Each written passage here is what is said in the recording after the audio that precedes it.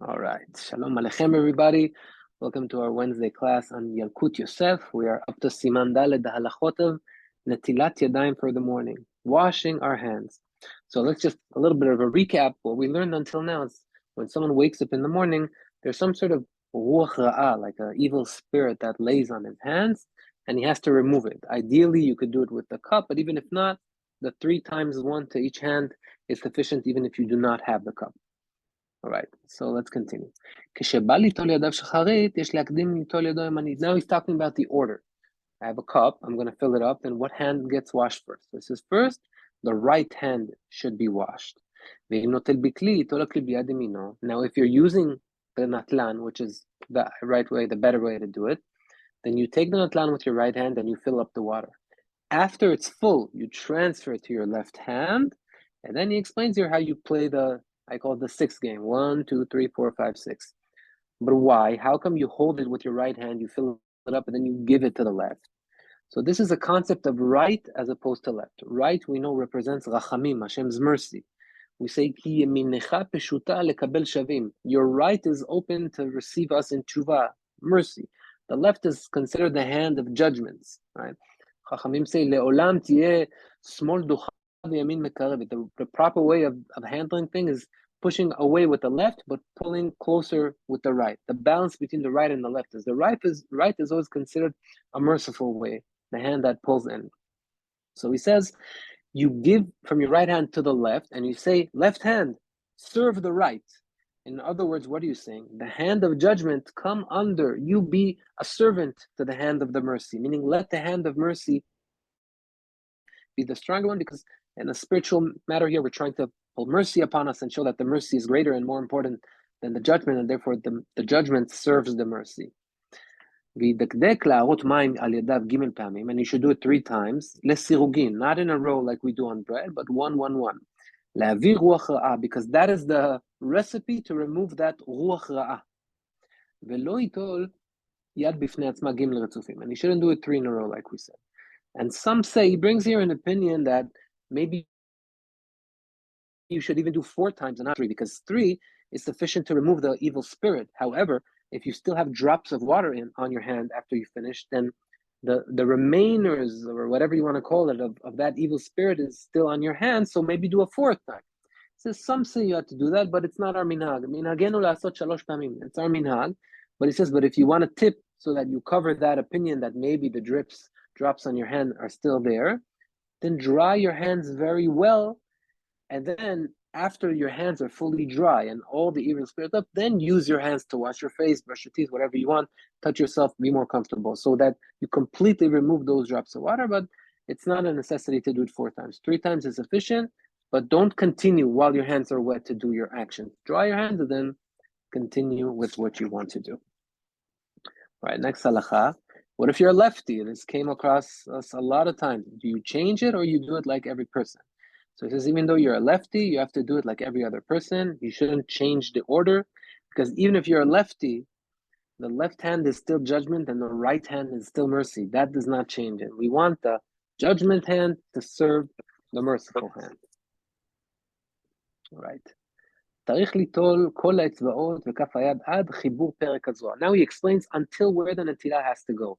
So we're in a rush, we do it, it reaches here. Ideally, it has to reach until the end of the perek. This is called the end of the perek.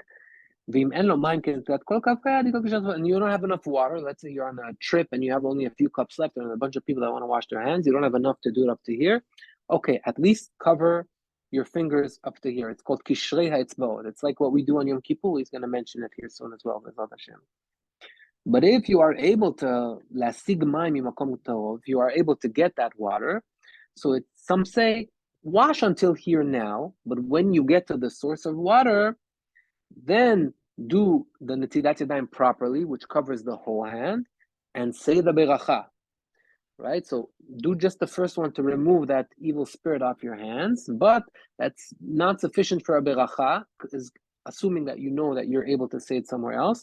Then when you get to the other place, okay, it took a few minutes to get there, now do it properly and say the beracha over there. He says, but it seems that if you have to go to somewhere far to get that water, and there's going to be a big pause, it's gadol, מאחר שכבר יצא ידי חובה בנטילה הראשונה, אין שום עיכוב בברכה מחמת נקיות, אין ראוי לדחות הברכה. So if it's going to take a while, it makes no sense to wait that whole time to say the bracha when you do the full netila over there. No, this is already sufficient for a bracha. It's better to do the whole hand, but even if you don't have that, up to here is also sufficient. So say the bracha right away and don't wait a long time.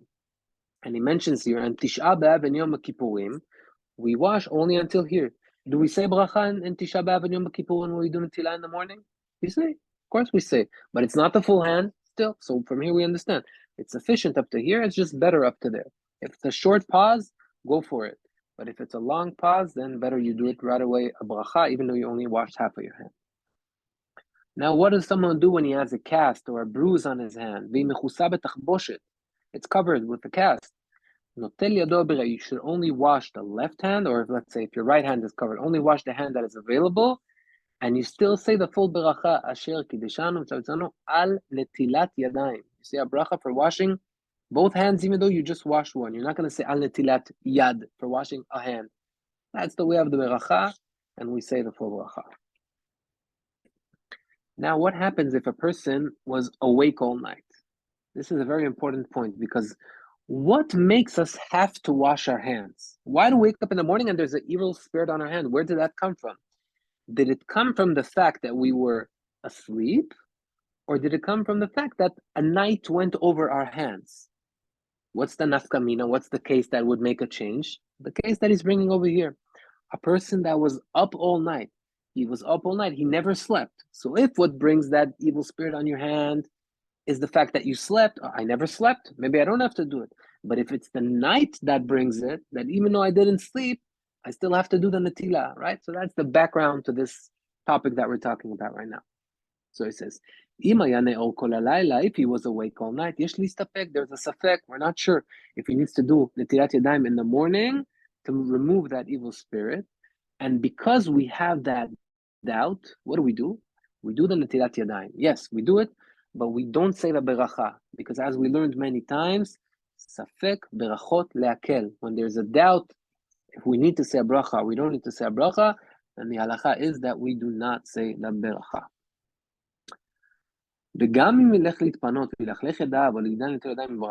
And even if you go to the bathroom and now your hands are fully dirty, meaning, why is he mentioning this? Mishnah Berurah says that, okay, we don't know if the halacha is because it's nighttime that you have to wash or because you went to sleep. So if I was awake all night, I have a doubt. Look what I'll do. I'll go to the bathroom. Once you go to the bathroom, everybody agrees that your hands have that tumah on them.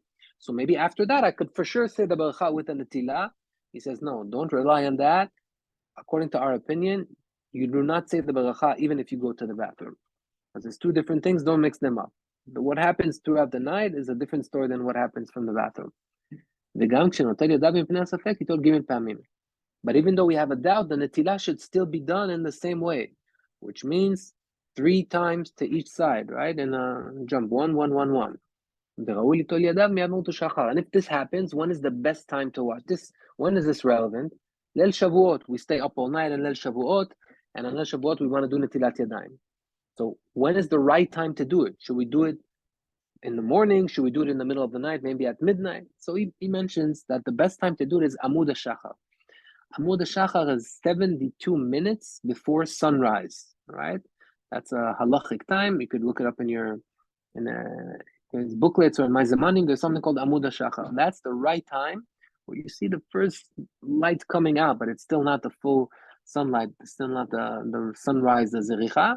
That's the time where you go and you do the netilah without the beracha.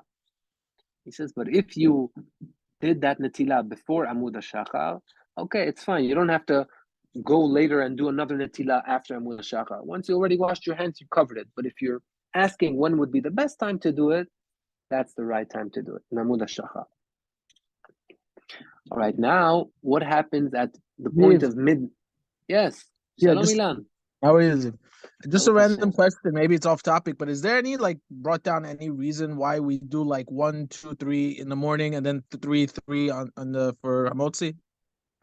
I asked the question that you're asking me. I asked today Reb Ben Chaim. I asked him, so why do we do 3? So he brought the case in the Gemara. The Gemara says that there's this spirit that is like a smart spirit, and the only way to overcome it is by confusing it. They say lebalbelet satan, like to jump from one hand to the other. So to remove the tum'ah, that's the way to do it. 1, 2, 3. As opposed to netilat yadayim for hamotzi, we're not doing that to remove that evil spirit.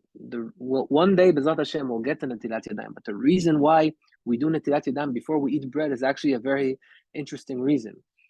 The Kohanim and Bet HaMikdash, when the Bet HaMikdash existed, when they ate terumah, they ate bread from terumah, from donations of the people, they had to eat terumah in a pure manner. So they would wash their hands. But now that we don't have Bet HaMikdash, the only reason that we wash our hands is so that the Kohanim do not forget what they need to do when the Bet HaMikdash will be built. And that's why we wash our hands. So really, the Netilah for Hamotzi doesn't require the 3 on each side. I've seen big Rabbanim that when there's a long line behind them for Netilat Yadayim, they take the Natlan, they fill it with a large amount of water, and they do just 1 on each hand, or some say even 2, whatever you want, and that's already sufficient to do the Netilah. When we have time and and there's no balagan, okay, do 3 on each hand, but that's not the requirement. It's sufficient even 1 in certain cases, like I told you. So therefore, it's not the same din. The netilah in the morning is for an evil spirit, and to remove it, since it's wise, you want to confuse it, so you jump from hand to hand. Whatever that means, that's what the Gemara talks about. And the netilah that we do for bread is for a different reason. It's more of a cleanliness to remind us what the Kohanim used to do in Bet HaMikdash. So I hope that answered your question. Thank you. Right. Yeah. Right. So now he talks about Haneor balayla adachar chatzot. Now someone stayed awake till after midnight, and after that he went to sleep on his bed. I want to mention, why does he say he went to sleep on his bed? Because there's a difference. Halachic sleeping is different than random sleeping.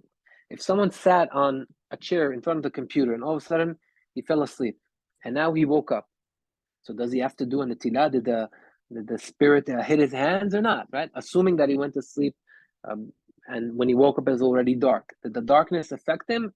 So the requirement for that to happen is 2 things. One, that midnight hit you, which means you were asleep in a time that is dark, or if not midnight, at least if you slept after midnight, it's a different question. But let's say you went to sleep at a time that it is dark outside, and also that it was asleep on a bed, or some say even on a very comfortable couch. That's considered a bed where you took your shoes off and you had a real sleep. But if it's something that happened where it's not such a planned sleep, but rather you just napped for a second during your learning, whatever that is, that doesn't require you to do all the things that we're mentioning. So that's why he says whoever is sleeping shenat keva, a steady sleep on his bed, because that's when the requirement begins. כשקם משנתו צריך ליטול ידיו ידיים שחרית. So I was awake till after midnight. Maybe the point of midnight is what makes my hands impure. So if I was awake till 2 o'clock at night, that point is already behind me when I went to sleep. So maybe when I wake up in the morning, I wasn't asleep at that point of Tumah, so maybe my hands don't have it. So maybe I shouldn't do Netilah with a bracha. He says, no, mevarech al netilat yadayim normally. Even though you went to sleep after midnight, the bracha in the morning is the same. And what happens now? A different case.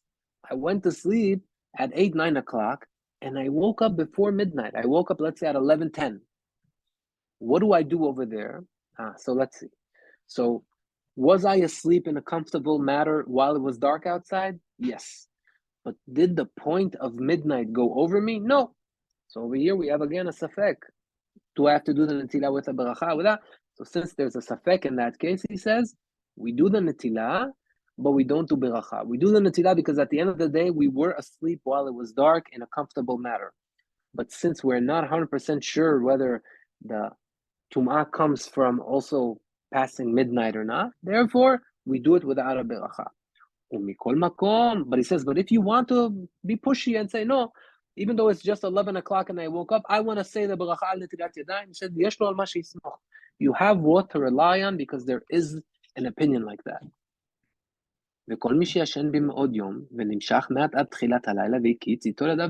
Same thing if you went to sleep 4 o'clock in the afternoon, it's still light outside, and then you woke up at 7, 8 o'clock. Now it's dark. Same halacha over there. Safek brachot le'akel. So do a netilat yadayim, one on each side 3 times, but do not say the beracha. All right. Now, whoever knows from up front that he's going to sleep after midnight. Again, when I say midnight, it's referring to halachic midnight as opposed to 12 o'clock. Right now, midnight in halacha terms is about 11:25, something like that. So you have to see what the halacha is. But he's talking about halachic midnight. Whoever knows he's going to sleep after halachic midnight, he does not say Birkot HaShachar at the point of midnight. Let's say I know I'm going to sleep at 2 o'clock. So now midnight came, 12 o'clock. Maybe I should say Birkot HaShachar now because the new day begins from, right? No. Ela, if you're going to sleep eventually, then what you do is you go to sleep at 2 o'clock, and when you wake up in the morning, then you read Birkot HaShachar, Birkot HaTorah. You do not say anything at midnight. Ishkim kum kodem amud HaShachar v'natal yadav kadin. Now someone woke up very early, let's say 3 o'clock in the morning, and he did Netilat Yadayim properly. Now what happens when sunlight arrives? Does he have to go and do another Netilah? Because even though he did Netilah when he woke up, but if the night is what's affecting the Tum'ah, the hands, then as long as there's night, he's still Tameh, and therefore once the sunrise begins, maybe now we should go do another Netilah. So he says, Yesh listapek, there's a doubt if you have to go and wash your hands another time, and therefore you want to be Yotzei Dechovah, go ahead and wash your hands, but again, with no beracha, because even if you want to fear for the opinion that the nighttime is still making the tum'ah dwell on your fingers, all right, but there's a safek about that, if it's the night or if it's the sleeping, and therefore you'll do the netilah, but without a beracha. So we got into a lot of details here, but I just want to give a general picture from what we saw over here. Whenever you have a doubt, you avoid the beracha. The only time you do not have a doubt, that's when you say the beracha. Ayashen bayom, yesh listapek im tzarich larot ma'am el yadav. Now what happens if I slept during the day? So if I slept during the day, then the night never hit me, right? So do I have to do netilah or no? Again, he says, so if you slept in a comfortable manner, then maybe it's the sleeping that brings the tumah. He says, therefore, wash your hands, but do not say a beracha. And of course, when you do that netilat yadayim without a beracha, still do it from side to sides. But he says, but all of this is if you slept a meaningful amount, which is shitin nishmei. Shitin nishmei, there's a controversy. What does that mean? That's 60 breaths? What does that mean, 60 breaths? That's what they say that David HaMelech used to sleep. Because everybody agrees that under 60 breaths, even if you were asleep at night, that is not sufficient to have ruach tumah on your hands, right? But above 60, that's when it begins. So how long is that time? He says some say that's 3 hours, some say it's 3 minutes, and some say it's half an hour. So you have different opinions to whether what is the time. So therefore, in all these cases, again, we have a safek. If we sleep during the day, just go do the netilah, 3 on each side. The vessel, the natlan, is not a requirement. It's better to do it with, but either way, we do not say a beracha. Ein notlim netilat yadayim shacharit migoy. Let's say you have a goy servant, and you say, you know what, let me be a king. Come do the netilah for me. I'll just put my hands. You wash one for me, one for me. He says, no. Halachically, you are not allowed to do that. And he says, specifically, the problem is if they pour it on your hands, because that's the action. Why should the action be done by them? You're a Jew. But to go and bring you the natlan filled with water in a bucket, you're allowed to make them do that. They work for you, no problem. Go get it for me. But you do the netilah for yourself.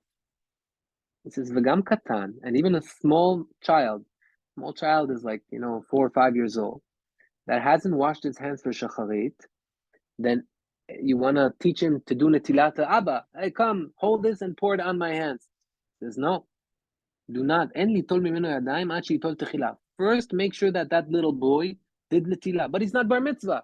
Still, if his hands are impure, and he wants to be motzei dechovah me, he wants to make me pure, we have to have his hands pure. And therefore, until he did netilah himself, he cannot wash for me. So a Jew can wash your hands for you because he is pure, but that boy is still not pure because he didn't wash his hands. But the way to do it, you have to be careful that do not touch the hands of the person that, let's say I'm washing hands and I'm clumsy and my fingers are touching his wet palm while I'm doing the natila. Because then once my fingers made contact with the water, then my hands became impure and now I'm washing him in an impure manner.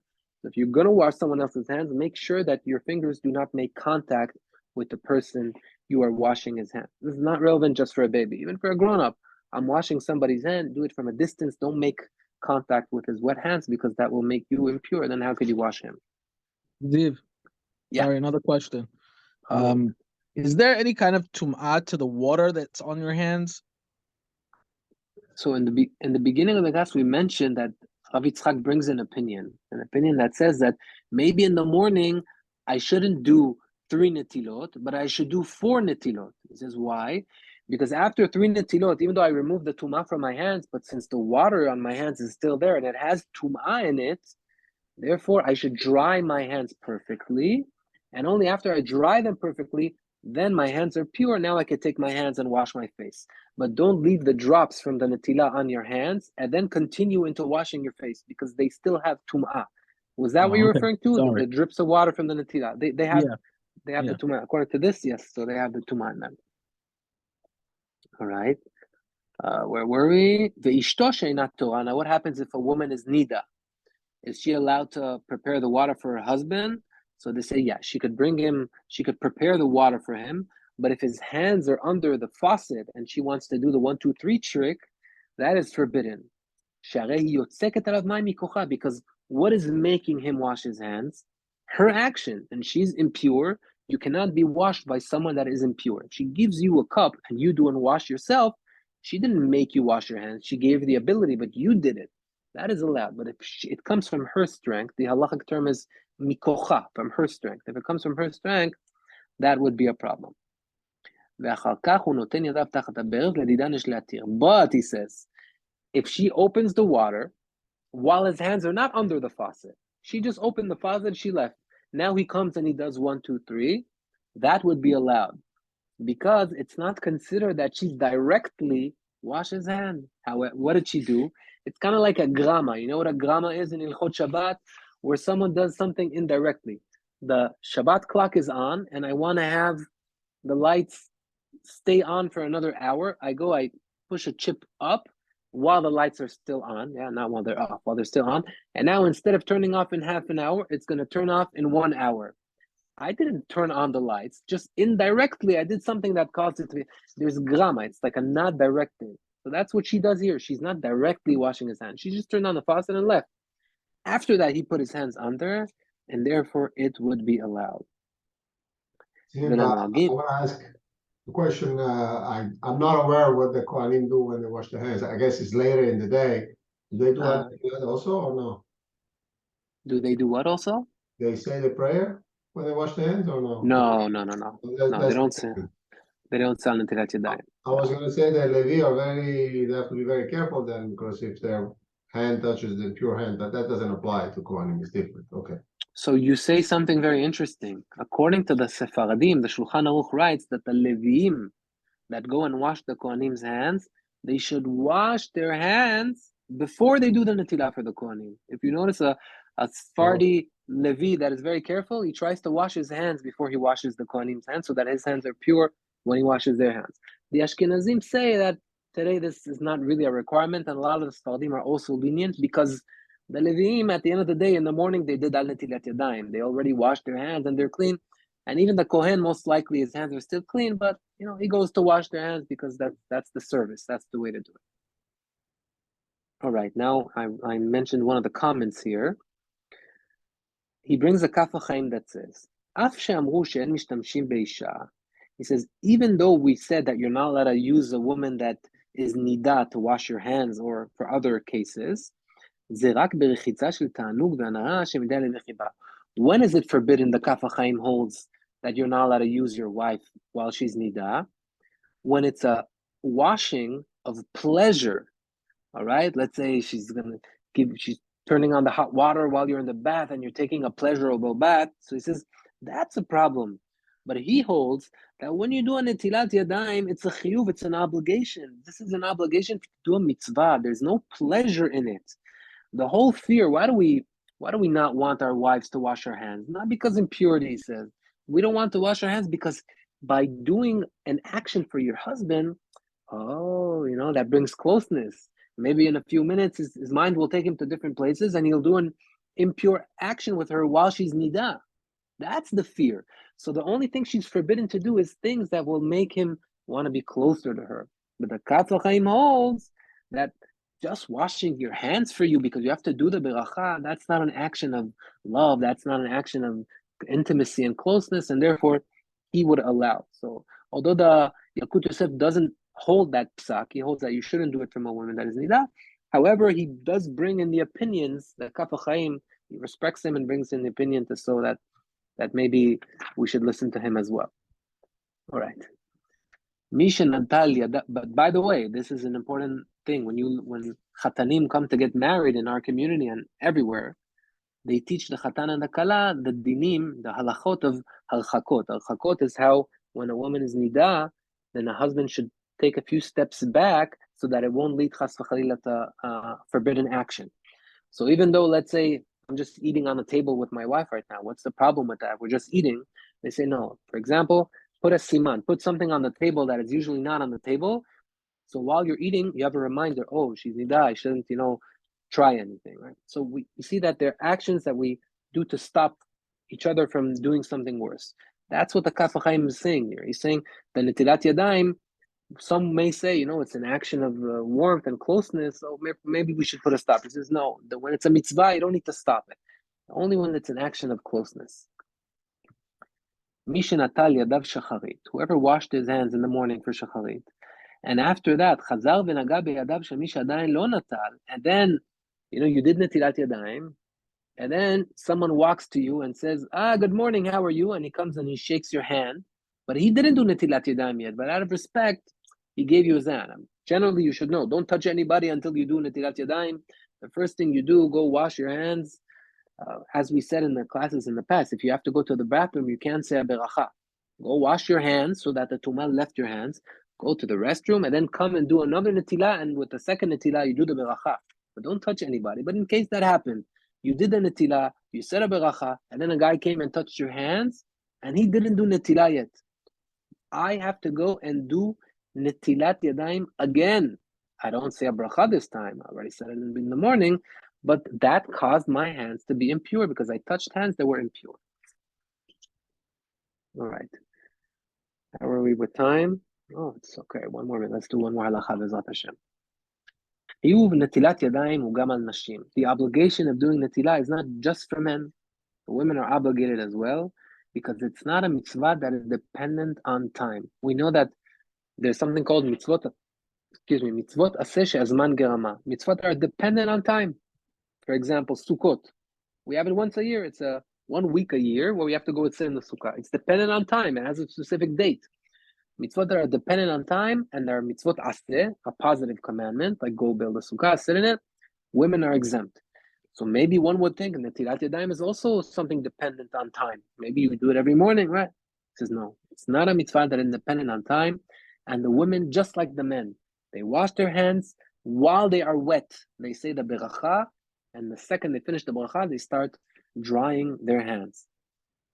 He says, but if they did not do that, if they didn't say the beracha before they dried their hands, they just washed their hands without a beracha, they could still say the beracha al netilat yadayim when we read Birkot HaShachar. In the morning they come, Shelo asani goy, Shelo asani abed, we read all those berachot. If a woman didn't say the beracha, she forgot to say the beracha back then, she could attach the al netilat yadayim beracha together with those berachot. But she should try to make that as close to the netilah. And he puts here in parentheses, and I'll finish with that even little girls, also little boys, kids that are very, very young, we should be mechanech them, we should teach them that they need to do netilat yadayim. And as we saw before, the hands of a little child that are impure affect you. You can't get a netilah from someone that he did not do netilah. So I'll tell you, I have boys 3 years old. We try every morning to do the netilah for them. Once they tried doing it already from before, but once they're 3, the Chachamim say it's already an age that is more important. We start putting on tzitzit. We start doing the netilah properly. B'ezrat Hashem. All right, Rabotai, we should be successful in these halachot. B'ezrat Hashem. Zach, See you. thank you. Azak, See you, Bezat Hashem. Kol tov. See you. Bye bye. Thank you.